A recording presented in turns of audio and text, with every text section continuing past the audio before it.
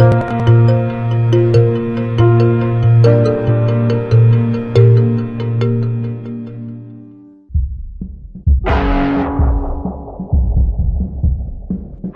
computer hacker group Anonymous is claiming tonight that it took down the website of the Federal Appeals Court in San Francisco this afternoon. They took down Senate.gov servers. They've taken down HB Gary. Sony's claiming they did $150 million worth of damage. So many confidential files that tonight, because of these hackers, can be in the hands of anyone. Visa, MasterCard, the PayPal situation. The criminals who hacked into Sarah Palin's private email. The Church of Scientology says Anonymous is a cyber terrorist group of religious bigots. Anonymous and this other group called Lulz Sec. They seem to be wanting to prove a point. Anonymous kind of was like the big, strong, buff kid who had low self-esteem. And then all of a sudden punched somebody in the face and was like, holy shit, I'm really strong. And Anonymous calls itself the final boss of the internet. And sometimes it proves to be really fucking true. You are going to violate the freedoms of the internet, you certainly better watch the fuck out. They are kind of the rude boys of activism. There's a real rough edge to them, which I think also is one reason why they garner so much love and hate from people, too. They represent a certain sort of chaotic freedom. Individual, young, nameless, faceless folks are having geopolitical impact. I mean, it's both exhilarating to realize that and terrifying to realize that. It kind of depends on how that power is wielded. We are Legion. Please do not forget. Expect us.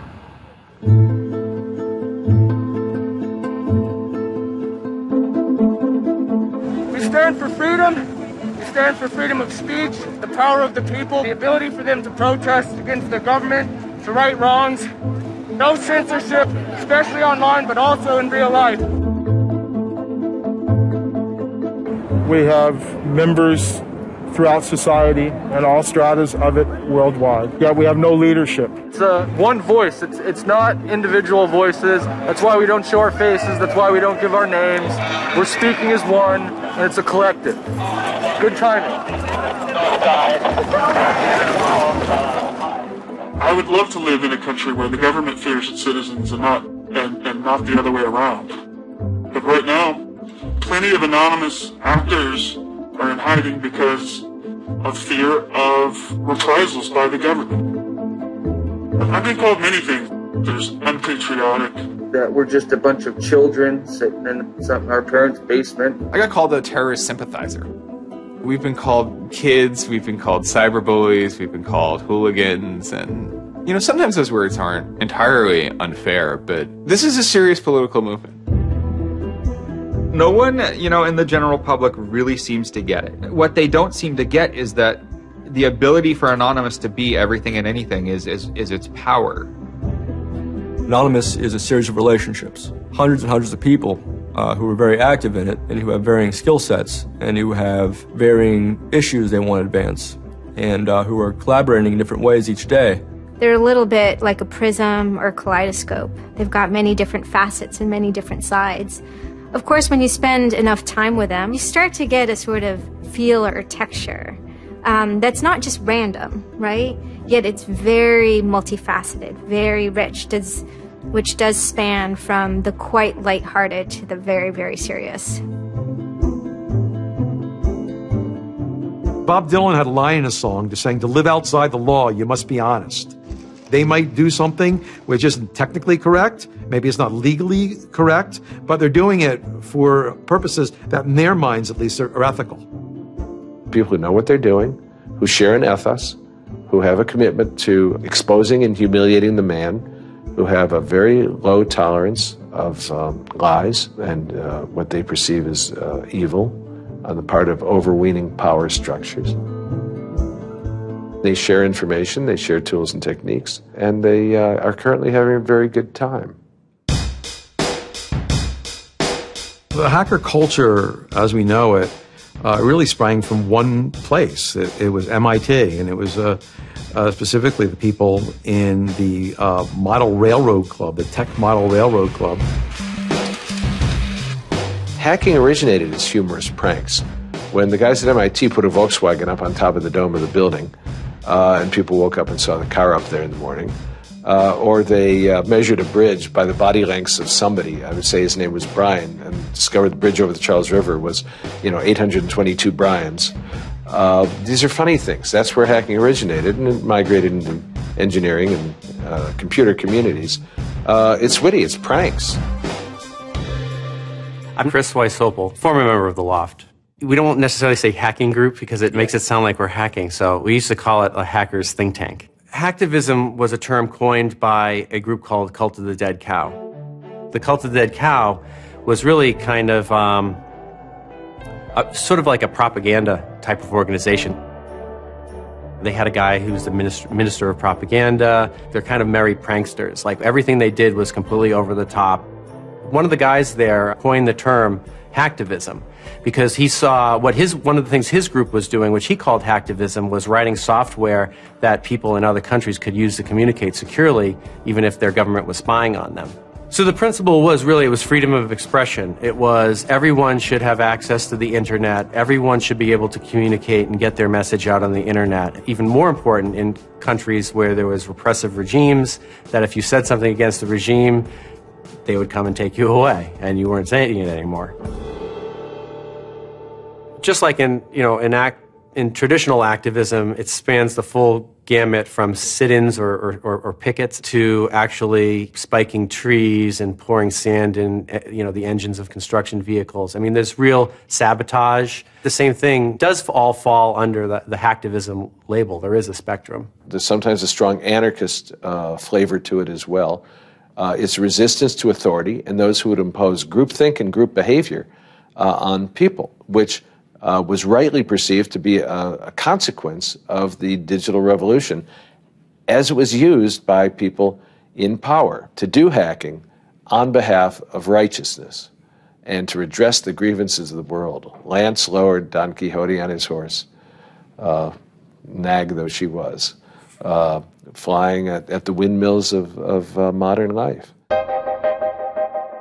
Anonymous grew out of what's known as 4chan.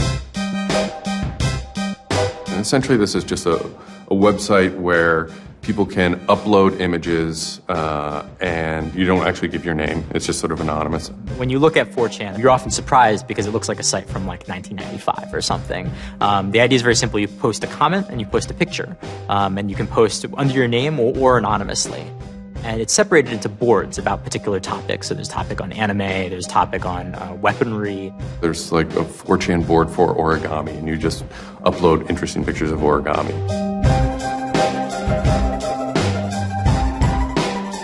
And then there was a group called the B board, which essentially was for like anything goes. The first time anybody goes on B, it's kind of an instant revulsion.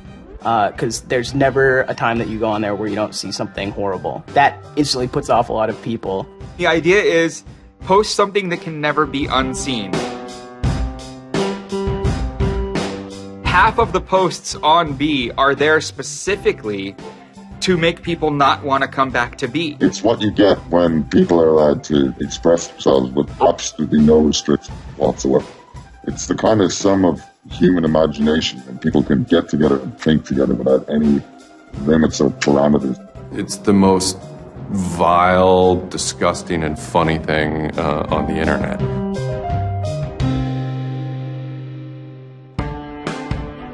One of the important things about 4chan is to have a thread that really explodes and lasts for a long time. If it doesn't, then it disappears. It's a site that's not archived. So it creates conditions for anything that grabs attention at some level. And so humor and grotesqueness as a result are quite good for that. I'd rather just be referred to as anonymous, I guess, in any interviews, because I have some docs out on me. 4chan's just where I went to. I grew up on it, and I lived there. That's just what I did for fun. It takes a thick skin to enjoy it. But, as long as you're not offended, you'll occasionally come into something really cool or really creative on 4chan. I think the most interesting thing about it is how you can watch memes evolve. You'll see something posted one day, and then a week later it's got 50,000 derivatives of it. A meme is basically just an idea. It's kind of like a gene, but in the realm of the idea. A lot of the great internet memes that we all know and love, you know, lolcats, right? You know, little cats doing funny things, and then they have, you know, Icon has cheeseburger, right? All that stuff seems to start in this like petri dish that is 4chan b-board.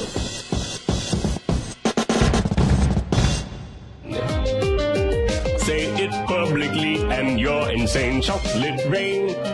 Name any meme from the last about 6 years, and I'll bet you either in its first posting ever was on 4chan, or at least one of its earliest revisions that became what it was on 4chan. I can see the food situation is so we'll be on our way. It's basically the best breeding ground for internet culture, as far as I'm concerned. With your neighborhood insurance rates, chocolate rain. 4chan is also very known for acts of trolling. Trolling is a fucking art. Trolling is getting the person you're talking to get as pissed off as they possibly can, and for no reason except for your own enjoyment. Maybe you're trying to illustrate a point, but it's mostly for your own enjoyment. For them, it's funny that like people think the internet is serious business, and if people think the internet is serious business, it's a troll's job to make their life terrible. The idea of anonymous came initially as a joke. I mean, somebody suggested that what if the whole site, what if 4chan, what if B was just one person? And what if that's just one guy called Anonymous sitting somewhere and you're just reading all these posts by one guy? And it kind of looked like that from the outsider's perspective. I mean, there's no way to tell the difference. It might as well be one guy. Fox News did a very famous segment about it. They call themselves anonymous. They are hackers on steroids, treating the web like a real-life video game, sacking websites, invading MySpace accounts, disrupting innocent people's lives. And if you fight back, watch out. Destroy. Die. Attack. Threats from a gang of computer hackers calling themselves Anonymous. I've had 7 different passwords and they've got them all so far. Anonymous hacked his site and plastered it with gay sex pictures. His girlfriend left him. She thought that I was cheating on her with guys. As long as I can think back, Anonymous have done some pretty off-color things in the name of getting cheap laughs, you know. But, I mean, that's part of the culture. They get what they call lulz. Lulz is a corruption of LOL, which stands for laugh out loud. Anonymous gets big lulz from pulling random pranks.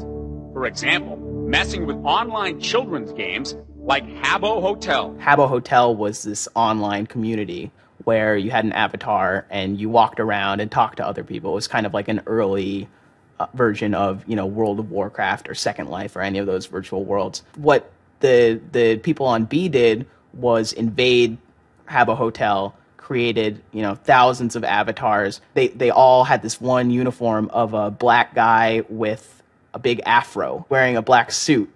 And so there would be thousands of these people, black guys, black suit, you know, huge afro, walking around this world, and they would do things like form a swastika out of themselves.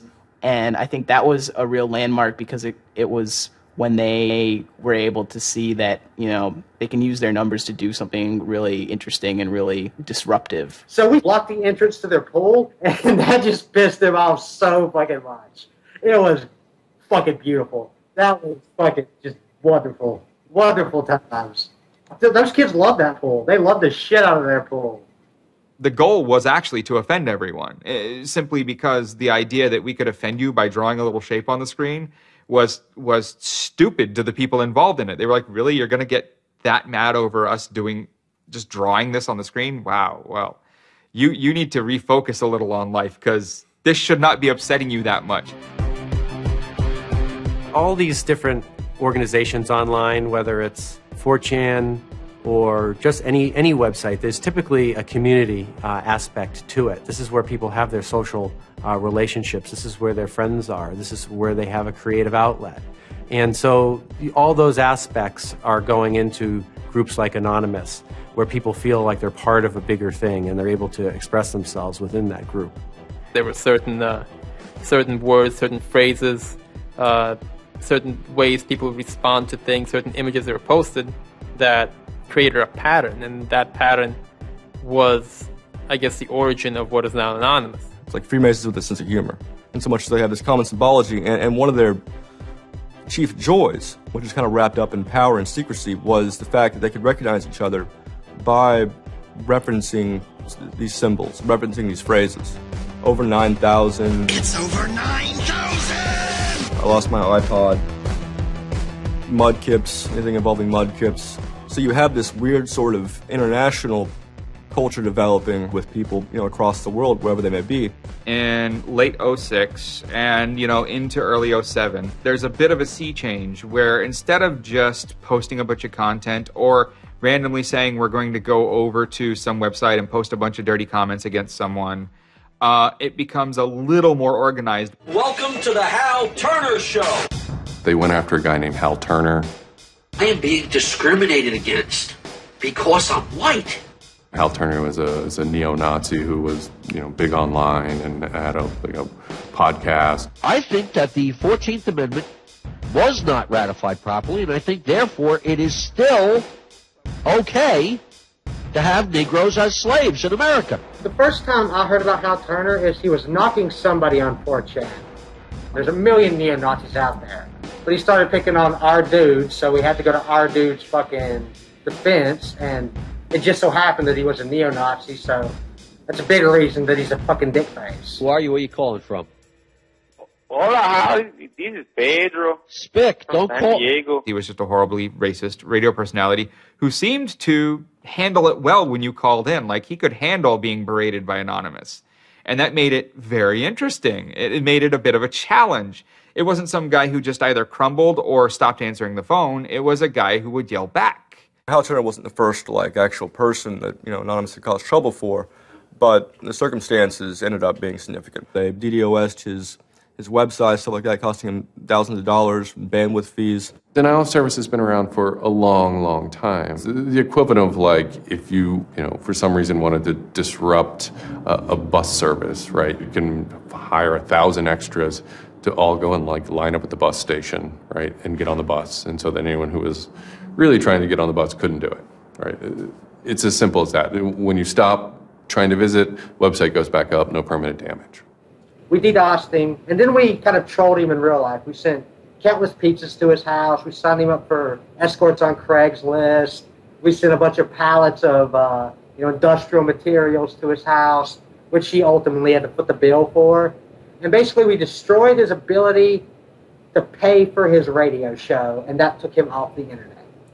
And then they ended up getting some real hackers to help them out. This wasn't sort of pranks. They actually were able to get into Hal Turner's private servers and his mail servers, and find some interesting emails that he was serving as an FBI informant, which if you're a right-wing neo-Nazi, is not a good thing to be. And obviously, him being an FBI informant, and also his reaction, his sort of douchebaggy reaction to the raids, damaged his credibility within the white nationalist scene, which is a shame. Hal Turner's gone. He's been prosecuted by the feds for threatening judges. What follows is a period of confusion and anger in which, the original Anonymous people, the sort who want to keep Anonymous as this nihilist little, ridiculous group, are upset that now, that the most terrible thing on the internet is now becoming a force for good all of a sudden.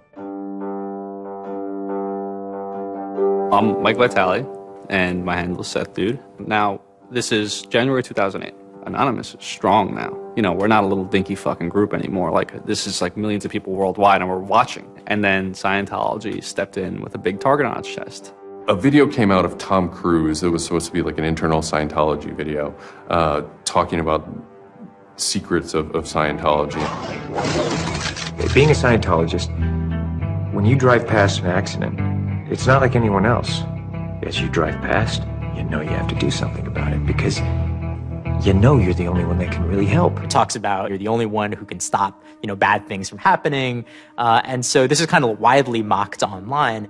It circulated like wildfire. Instantly, the Scientologists post a DMCA, Digital Millennium Copyright Act. And this is a way that if you own content, you can go to video sites, upload sites, and have your content pulled when someone uploads it illegally.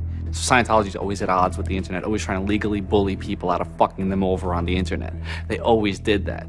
And then here they are trying it again, but you know what? Anonymous saw that, and they said, oh, you guys just fucked around badly. Like, you're trying to censor our internet. Like, are you trying to take a joke away from Anonymous? Like, you don't do that. A few people on 4chan posted, hey, we should grab that video and post it on a few other sites.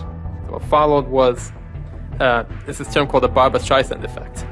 And this video, as they're attempting to suppress it, went everywhere. Like, everywhere you look on the internet, you were gonna stumble upon this video. Actually, Gawker, the site that I worked for, was, I think, the first one to put it on the website, and we got in a huge legal battle with Scientology, who wanted us to take it down.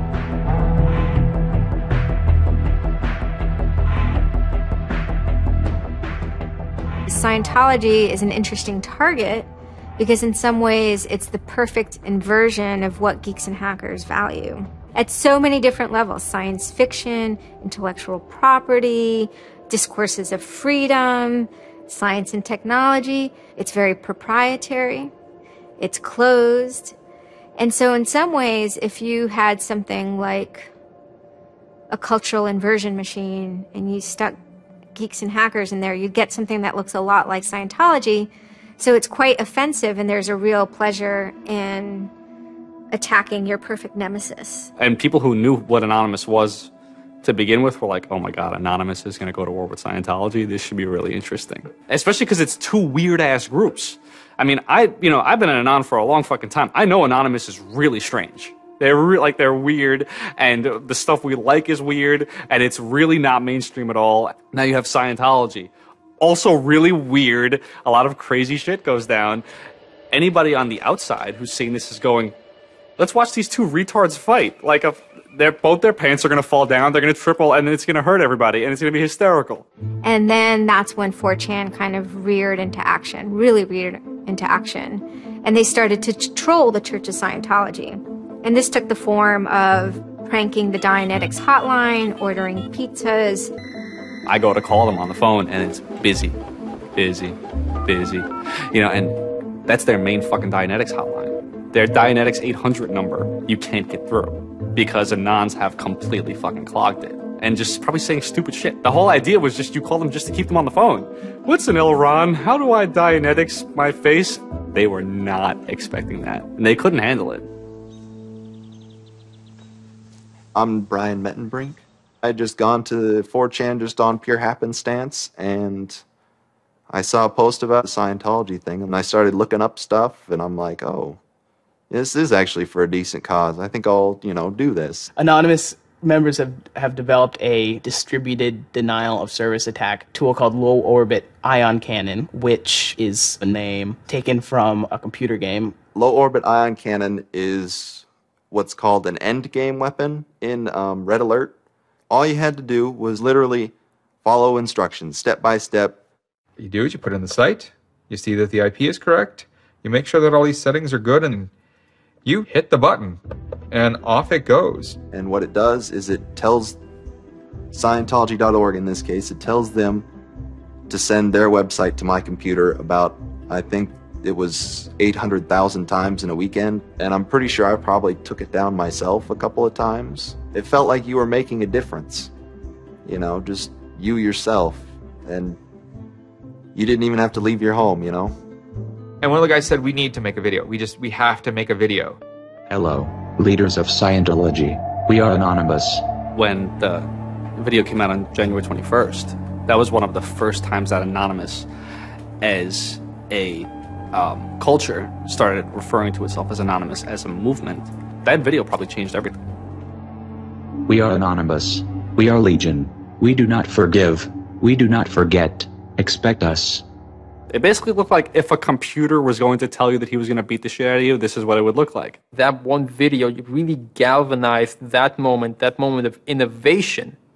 That's exactly like with that video, internet activism, as it's known today, was born. And you just see this consensus forming that it's going to happen. So we made the code of conduct. Don't bring weapons. Dress accordingly. Cover your faces, because they will try and find out who you are and screw with your life. Rule number 17. Cover your face. This will prevent your identification from videos taken by hostiles. Scientology has a history of harassing, stalking, and just generally doing horrible things to its critics. So people needed a way to hide their identities. A lot of people had very legitimate fears. They don't want to be followed home. They don't want to be stalked. They don't want to put their families and themselves in danger. Everyone was going, well, we're going to wear a mask. What's the only fucking mask that we all already know or have a joke about? And it's the Guy Fawkes mask. You see the movie V for Vendetta, the ending scene where everyone's wearing the Guy Fawkes mask. That is very reminiscent of what Anonymous thinks Anonymous is.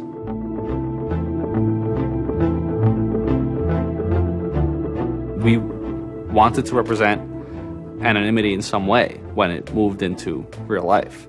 I think that the Guy Fawkes mask was one of the most natural things to happen. It is the idea that none of us are as cruel as all of us. You have this massive crowd of people who are anonymous that is going to fight against a bigger thing and win. Even after watching the video, it's like, yeah, this is great, but who's actually going to do it? Who's gonna step up? Are people actually gonna get out of their house? And I guess we were really affected by the stereotype of that whole community, they're being internet nerds, that too afraid to leave their mom's basements. No one thought that they were gonna come out. This is me on the way there. I haven't slept. I'm very fucking tired. And I remember going to the park that day, and it's really fucking early in the morning, which I thought was a bad idea. And I'm smoking a cigarette, and I'm looking around like, where the fuck is everybody? There's nobody here. So here I am, sitting in Bryant Park, waiting for the other announce to show up. I remember thinking like, oh fuck, like, am I gonna be the only one in the park? Am I gonna walk to Scientology with fucking 6 or 7 people? Which totally defeats the entire purpose of this, because now they could single me out, Then I get up and I start walking around, and I see there's a lot of green balloons over there for some reason. On the other side of the park, there was like fucking 200 people. There was Guy Fawkes masks everywhere, and I'm like, holy shit, this is huge. There's a fucking lot of us. That's pretty good. I had no idea how many Anons there were until we started moving. And it just fucking got bigger. I remember walking through Times Square, and everybody in Times Square was an Anon. This is like a fucking 1,000-person per fucking minute foot traffic area. And everywhere I'm looking, I'm seeing fucking Anon symbols. It was fucking wild. It was really wild.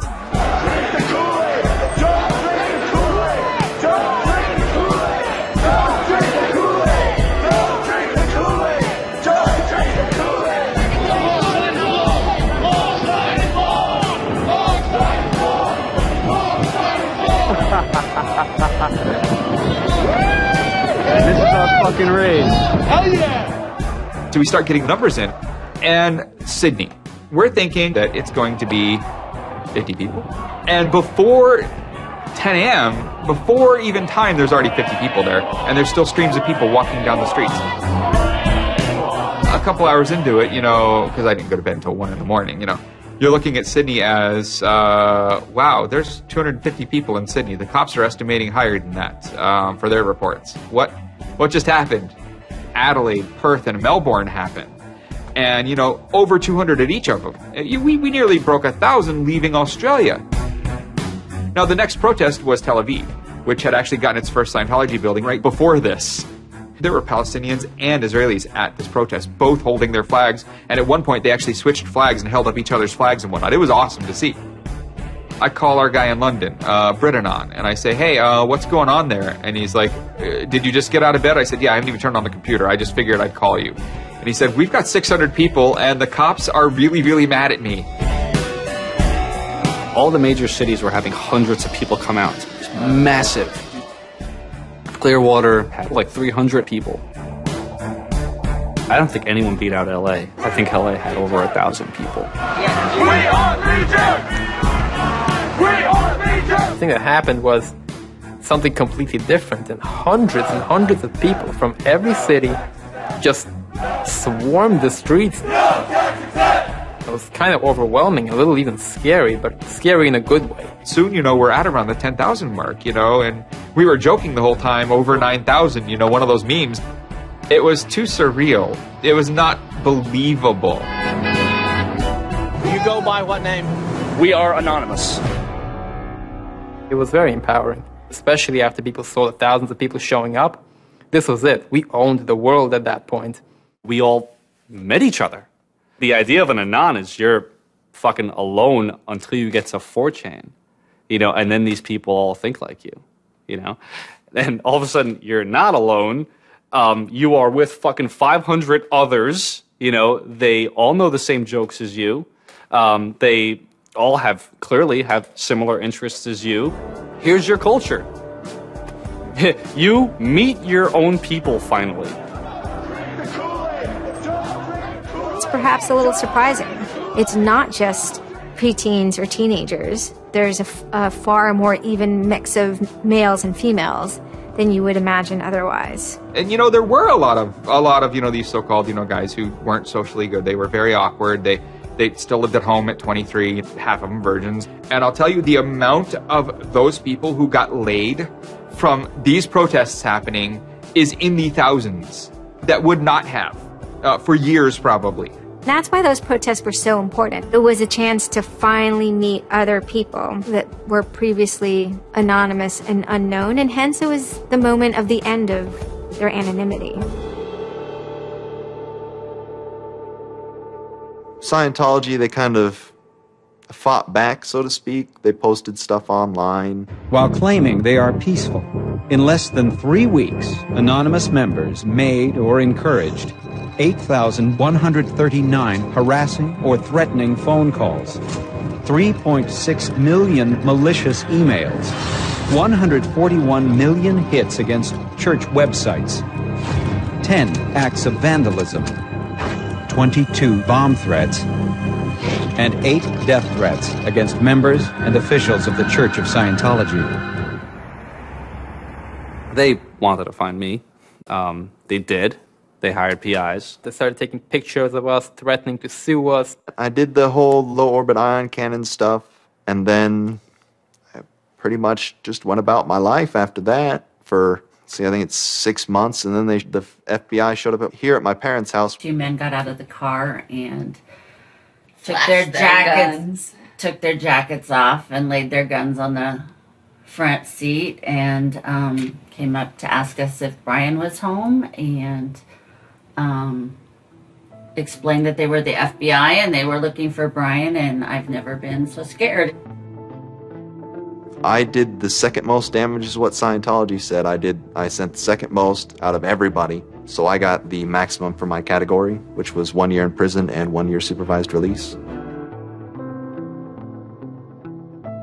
I think, the way I feel is for what I did was one of the most, lopsided punishments I've ever, read about or heard of.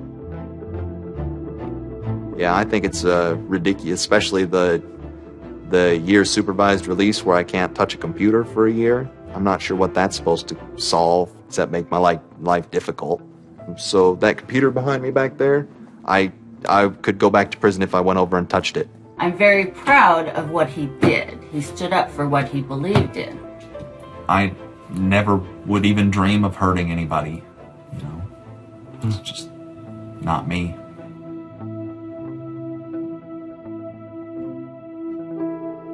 Prior to Anonymous, critics of the church still had to be very, very careful because of the aggressive lawsuits that were launched against academics, journalists, and other critics.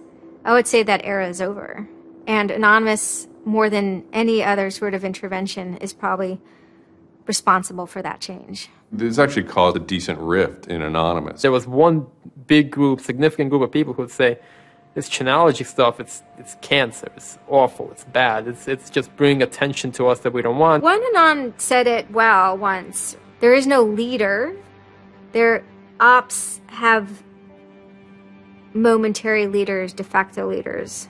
Almost through meritocracy, there's more respected or more persistent participants. Some people participate in a single operation and are never heard from again. It might even be a housewife who just, agrees with that political statement or that protest. I like to describe this with the picture of a bird swarm. Everybody's flying very, very quiet. Suddenly, one bird flies into the other direction and the mass fly into the same direction, following that person. It's totally okay to say, I'm sorry, I don't take part. When technology was running full force, it was like a kid stretching for the first time and actually seeing the real power. If you had asked me all throughout 2008 and most of 2009, is the politics of Anonymous always going to be sutured and hinged to the Church of Scientology? I would have said yes. And it became unsutured, unhinged, when a different political wing was born in 2010.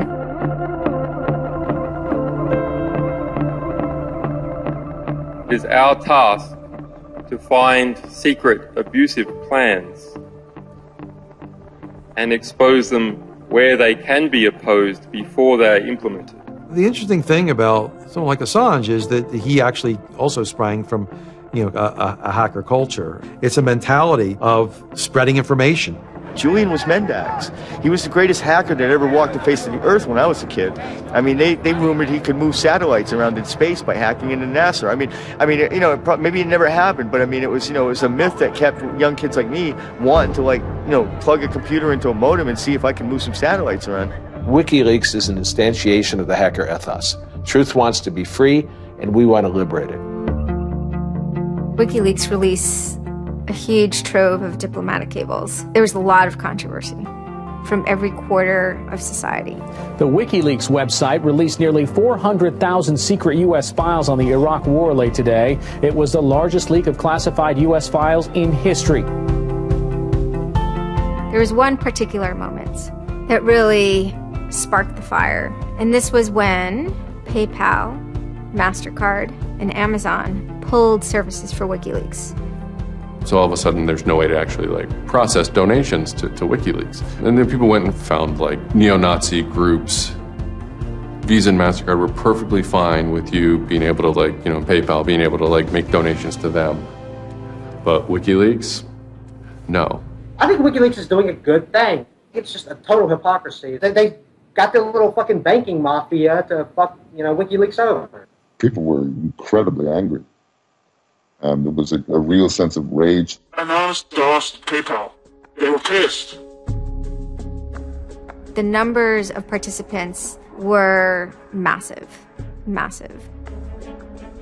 And they managed over the course of a couple of days to disable the websites of MasterCard and PayPal. It was beautiful. Because what you had is people finally stood up for something.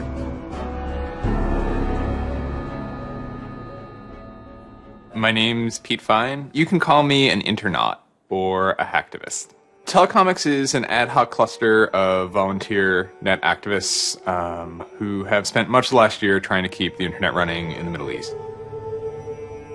In kind of the lead up to the Egyptian revolution, we would tweet on people's behalf. We would get people from Egypt who were unable to access Twitter on their own on our IRC network, and we would take reports from them and tweet them out using our account to kind of help them get the word out about what they were experiencing. Some of this shit is personal. And one of the things about the movement as a whole, when Egypt rolled around, is that Egypt broke us emotionally. Watching in real time with live feeds that we helped set up, Egyptians get massacred with machine guns. It was different, and I have never in cyber activism wept before. It's never bothered me like that. It's never been able to touch me the way Egypt touched me. And then January 27th, January 28th rolls around, and the Egyptian government starts shutting down the internet. I mean, just for the whole country. There's this fantastic traffic graph that you can see the traffic coming out of Egypt, and it looks like, like this, and it goes like that. Just totally stops. And we were just shocked. And we were just like, what the fuck? Like, what the fuck? To think that a country would completely cut itself off as much as it was able to from the outside world was pretty unthinkable. We know bad things go on in the dark places. That's the kind of thing that could start riots. I think when Mubarak did what he did, I think it really upset people here as well as in the Middle East. I put myself in their place, and I found myself in a desert of nothingness because he just wiped out everything that my world incorporated. That just showed me and everybody else that the same thing can happen at any time, at anywhere, in any government. Anonymous and the people on the internet stood up and said, go fuck yourself. You want to shut down their internet? Fine. The people on the internet will show them how to turn it back on. A lot of my friends helped with encryption, helped people on the ground in those countries validate SSL keys and certificates, and really showed them how to subvert their government and become free. And then Telecomics started to tweet connections to the internet, dial-up connections. In Egypt, the care package we put together included some kind of our comms information, the ham radio and dial modem details. In total, we helped coordinate and run about 500 dial-up modem lines. We also Googled up treatments for tear gas and other kind of basic medical treatment and found folks who could translate that into Arabic. Sort of put this together in a nice one-page PDF and fax, and off it goes. President Hosni Mubarak has decided to step down from the office of President of the Republic.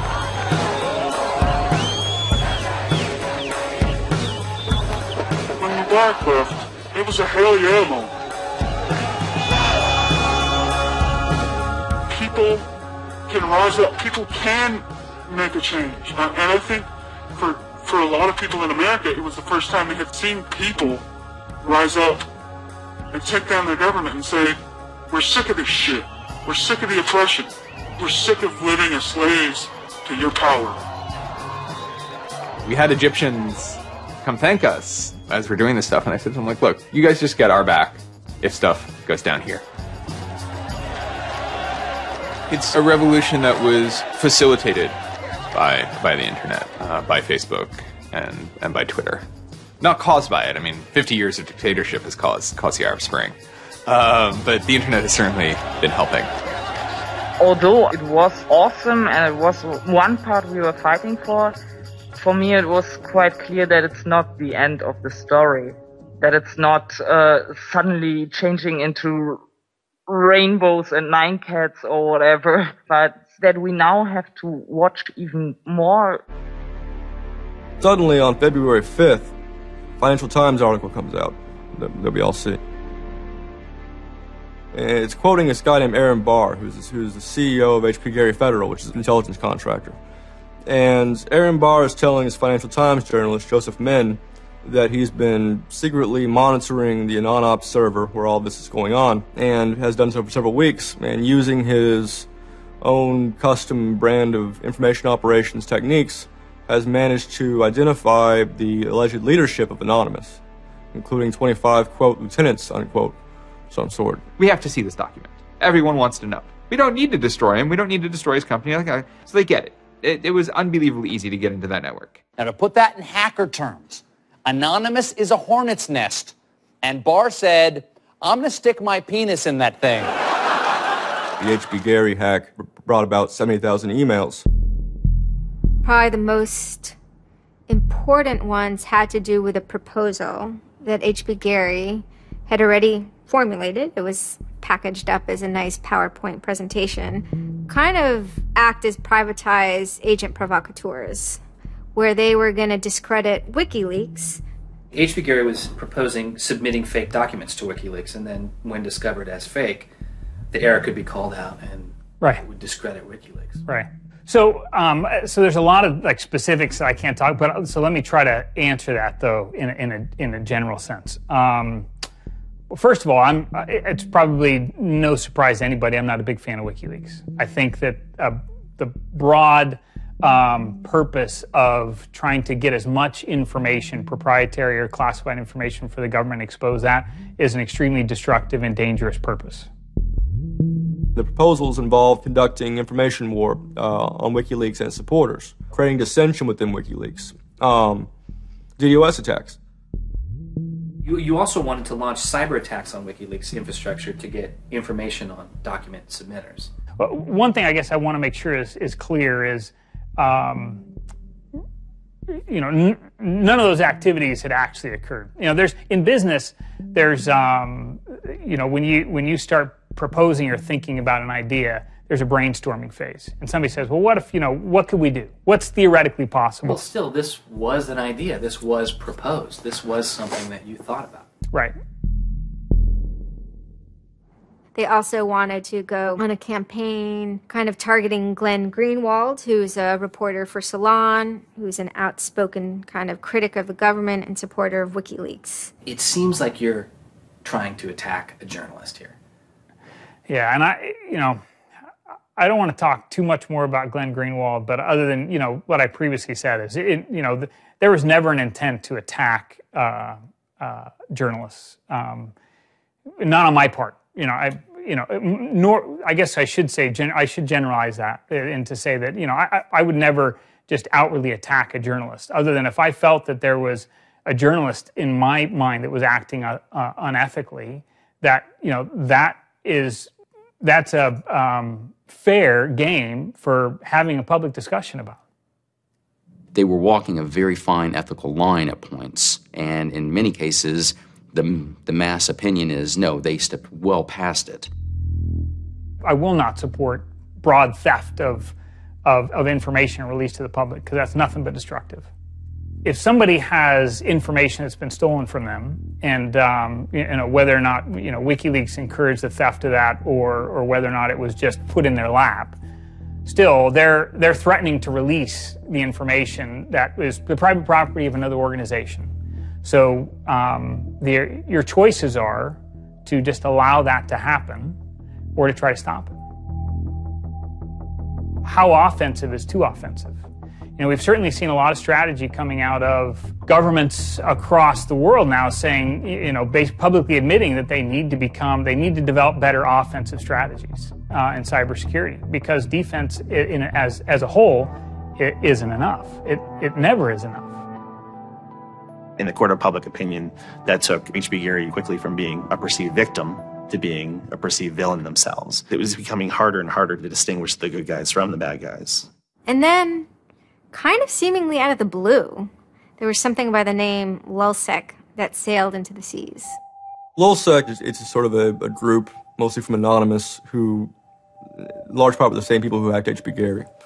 And they decided to form this little group and just carry on operations sort of outside of the purview of Anonymous for a while. They hacked whatever they wanted, they released whatever they wanted. It's almost like they had no rules. They just said, this is what we're going to do. We're going to stir up the cart. We're going to make some trouble. We're going to make some waves. And they did. The majority of time, the majority of Anons are not doing anything particularly illegal. When they are, a huge number of them try to do that in a very specific political context. For those people, what Lulzsec was doing, they were funny, but they were attacking random targets. They were breaking the quasi-rules by attacking media. PBS's Frontline runs a documentary mainly focused on Bradley Manning, the alleged leaker to WikiLeaks. And a lot of Bradley Manning supporters didn't like it. They hacked a website putting a story that Tupac and Biggie had kind of escaped the world of celebrity fame and attention and retired quietly and discreetly in New Zealand. Also, when they attacked PBS, that gave me the creeps, As a journalist, I'm not too thrilled with the idea of someone judging that we don't like you to write that. We don't like your reporting, so we're going to shut down your website. I'm uncomfortable with that. It could be me, and I could be writing something about a group that they didn't like, and I'm happy to sit and talk with them about it, but don't shut my website down. This is obviously about freedom of speech, so attacking the press would be would sort of be a bit of a contradiction. So people obviously said, well, we shouldn't do that. And obviously LulzSec had a completely different agenda, so they had no problem doing it. Activism started to become sort of, I would say, almost more nasty, using, sort of more no-holds-barred kind of attacks, sort of more vicious attacks. They sort of saw themselves as going out there, breaking into like anything, everything, governments, corporations, police departments, largely for the same reasons Anonymous would. They went after Arizona for immigration policy, 50-day run, causing mayhem, havoc, and then ended it. The computer hacking group, Lulz Security, has announced it's disbanding, saying it had achieved its mission to disrupt government and corporate organizations for fun. I call this whole thing the rise of the chaotic actor. And chaotic could be chaotic good, neutral, or evil. If you go back to the old Dungeons & Dragons charts. And some people see Anon-Ops initially, let's stick with Anonymous, as chaotic good. They saw Operation Payback, or they saw attacking Scientology, and they say that's good. It's like Robin Hood, right? Chaotic good. Outside the system, but doing something good. Other people saw Anon as chaotic evil, like the Joker. They just want to see the world burn and doing potentially irreparable damage. And the truth is, yes, it's the entire column of chaotic. I'm actually a little less concerned about some of the things LulzSec's done and more concerned about the next generation of LulzSec, the next turn of the crank of who takes it further or is more aggressive. Whoever fights monsters, should see to it they don't themselves become one. Really, as powerful as they seem to be, LulzSec and Anonymous are really small potatoes compared to the bigger operations that are going on that we don't hear about, maybe operations funded by government. 16 people were arrested today, but dozens of FBI agents targeted alleged members of the loose-knit hacking group. Armed with search warrants, agents hit 6 homes in New York, along with locations across the country. The people arrested yesterday were suspected of attacking PayPal's website after the company shut off payments to WikiLeaks. Defenders of the hackers say they're merely engaged in civil protest, but FBI officials worry the disruptive cyber attacks could move in a more dangerous direction. So the FBI shows up at 6 in the morning, and it was really obnoxious. And I remember being frustrated and angry because there was nothing that I had done that would have justified an FBI search warrant. They came and guns blazing and all this other good stuff, busted down the door. I immediately just dropped down on the floor, 180, didn't want nothing. I wasn't trying to fight nobody. Even if you accept what the government is saying is true, what is important is that people are participating in the process. It is very much the process. It is sitting in an encounter in Selma, Alabama. 500 Freedom Riders refusing to allow people to go and sit in at a segregated lunch counter. They write books about that stuff. It is demonstrating in a street corner saying no to a war. It's just a different, it's just a different vehicle. It's the same result. There's always going to be legal consequence when you decide to break the law. That comes with the territory. And it would be naive not to expect that. The question is whether the punishment will be proportional to the crime. And I suspect it might not be. People will be watching very closely to see how these cases proceed, on what grounds, and whether there's any room during the trials to think, especially of the denial of service attacks, as a legitimate form of protest. So much of our lives are now configured, at least in part, on the internet. So we better start thinking about how we claim parts of the internet as spaces that we can also protest in. There is a certain online culture that believes in certain values, like freedom of expression. They're against corruption. They're against governments controlling their citizens. And when they see those values harmed in some way by some organization, the hacktivists strike back. I don't think this whole issue is a technical hacking thing. This is more about human philosophy and psychology. What's motivating us? Why is there so much unrest or disenfranchisement or anger that would lead people to want to take matters in their own hands and join these? Whether you think it's bad or not is irrelevant. It's not going away. The part of me that likes the ability to have rapid destabilization and change loves this. The part that knows how powerful it is means it's a force multiplier for good or for evil. And how that power is wielded and how we want to self-regulate is going to be the most deciding factor in if this is a menace or a benefit. I certainly don't think most of the conversations in law enforcement or the government are informed enough to know how to deal with this. I suppose the question you really want to ask is, would I do it again? And honestly, after thinking about it, I felt that I did what was right. I had a belief, I still do, that what I did was the right thing, and hopefully someone got some good out of it. You know, I'd love to think that maybe I stopped someone from joining a cult. You know, probably wouldn't tell on myself next time, but you know, I don't think I would have changed a single thing other than the whole talking to the FBI thing. Just that little Yeah, just the little detail that kind of changed everything. Yeah.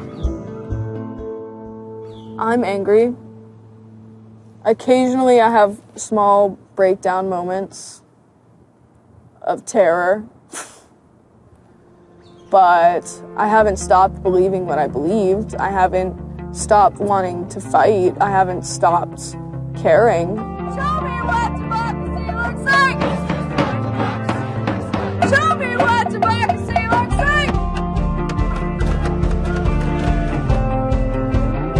There's a lot of people in Anonymous who feel very deeply and very sincerely about their contribution towards democracy around the world. And I think that's one of the main things that I'm most proud of about Anonymous. There are things that I'm not proud of about Anonymous, but we stand against censorship and we stand against oppressive governments, even our own. It's a very noble thing. And history teaches us that change simply doesn't come with flowers. It doesn't work. No? If they say I'm a criminal, damn, well, then I will be one. I don't care if you're a Democrat or a Republican or an independent or if you like Ron Paul or if you worship pigeons or Scientology or if you're Catholic or atheist or Methodist. I don't care about that. Your opinion matters. I don't care if I disagree with it. I don't care if I hate your guts. Your opinion matters.